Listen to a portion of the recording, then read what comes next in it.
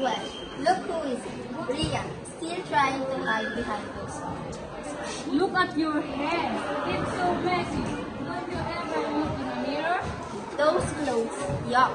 You look like you pulled them out of the trash. No wonder people call you ugly duckling. Stop it, please. I didn't do anything to you.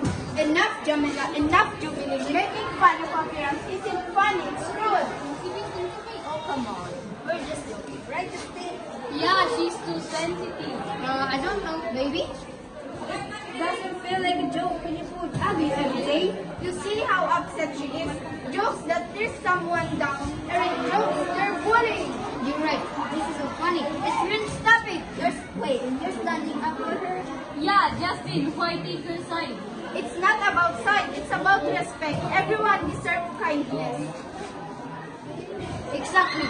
Insulting someone's looks doesn't better you. When you're being a bully.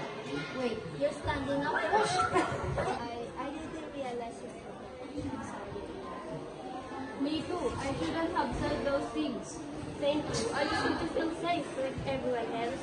You're not alone anymore. Don't just watch when someone is hurt.